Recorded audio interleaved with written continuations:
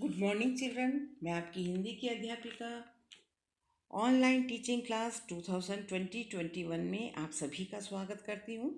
पिछली कक्षा में मैंने आप लोगों को क्षितिज पाठ्य पुस्तक का राम लक्ष्मण परशुराम संवाद पढ़ाया था। आज हम उसी पाठ को आगे जारी रखेंगे।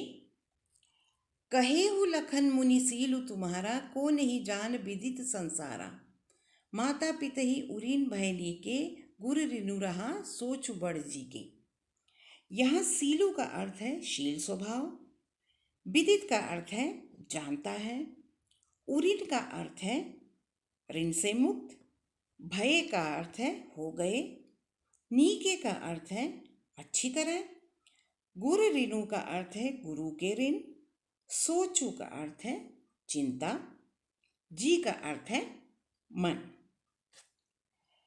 यहाँ लक्ष्मण जी परशुराम से कहते हैं, हे मुनि, आपके शील स्वभाव को संसार में कौन नहीं जानता है।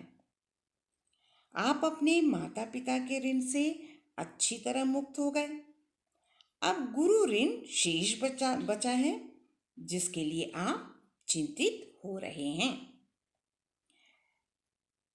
कहेहु लखन मुनि सीलु तुम्हारा, को नहीं जान विदित संसारा। यहाँ लक्ष्मण जी परशुराम से क्या कह रहे हैं? हे मुनि, आपके शील स्वभाव को संसार में कौन नहीं जानता। आप अपने माता पिता के ऋण से अच्छी तरह मुक्त हो गए हैं। अब गुरु ऋण शेष बचा है, जिसके लिए आप चिंतित हो रहे हैं। सो जनु हमरे ही माथे काढ़ा, दिन चली गए ब्याज बड़ बाढ़ा।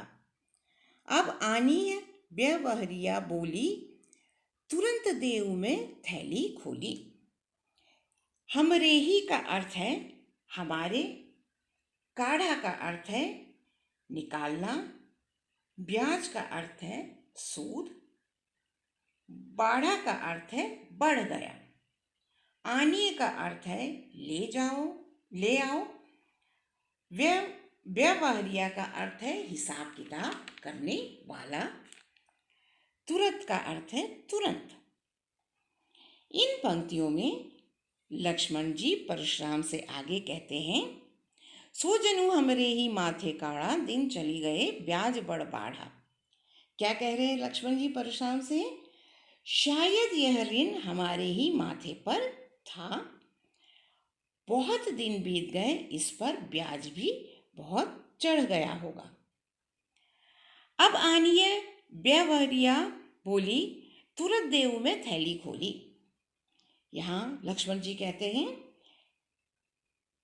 अब किसी हिसाब किताब करने वाले को बुलाकर लाइए, तो मैं तुरंत ही थैली खोलकर सारी धनराशि दे देता हूँ। सुनी कटु बचन कुठार सुधारा, हाय हाय सब सभा पुकारा। भृगुवर परसु देखा बहु मोही, विप्र विचारी बचो नृपदोही।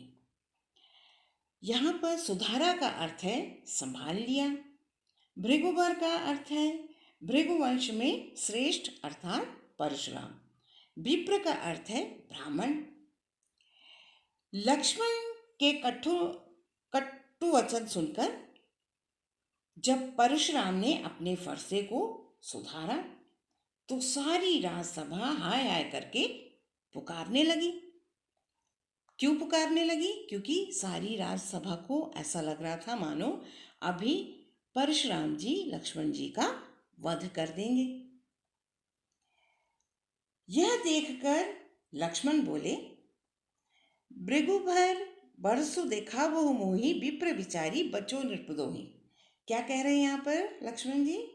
हे भृगु श्रेष्ठ, आप मुझे अपना फरसा दिखा रहे हैं, पर मैं, हे राजाओं के शत्रु, मैं ब्राह्मण समझकर आपको बचा रहा हूं।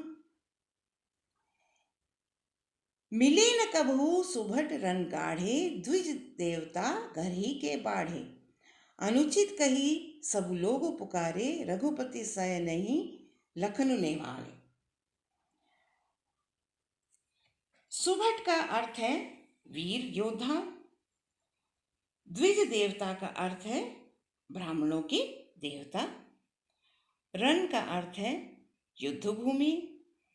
घर ही का अर्थ है घर में ही।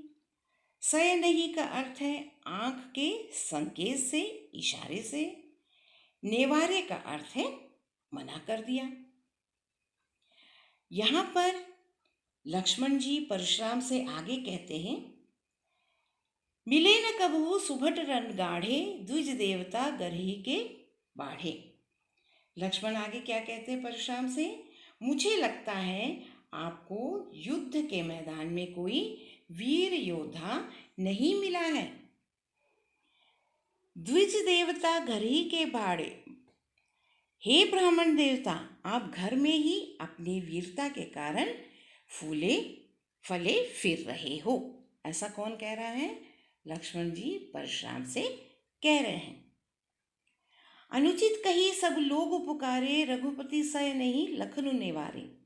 लक्ष्मण के ऐसे वचन सुनकर सभा में उपस्थित सभी लोग यह अनुचित है, यह अनुचित है कहकर पुकारने लगे। यह देखकर श्री राम ने लक्ष्मण को आंखों के इशारे से, संकेत से बोलने से मना कर दिया। रघुपति सय नहीं लखनऊ नेवारे, यहाँ पर श्री रामचंद्र जी ने अपने भाई लक्ष्मण को आंखों के इशारे से संकेत करके अधिक बोलने से मना कर दिया। लखन उत्तर आहुति सरिस, भृगुबर कोप कृसानु। बढ़त देखी जल सम बचन बोले, रघुकुल बानु। सरिस का अर्थ है समान, कोपु का अर्थ है क्रोध, कृसानु का अर्थ है आग, रघुकुल बानु का अर्थ है रघुकुल के सूर्य अर्थात राम। लक्ष्मण के उत्तर सुनकर परशुराम की क्रोधाग्नि से, परशुराम का जो क्रोध था वह आहुति के समान कार्य कर रहे थे। लखन उत्तर आहुति सरिस, भृगुबर कोपु कृसानु, यानी यहाँ पर लक्ष्मण जी के उत्तर परशुराम की क्रोधाग्नि में जो है एक आहुति के समान कार्य कर रहे थे।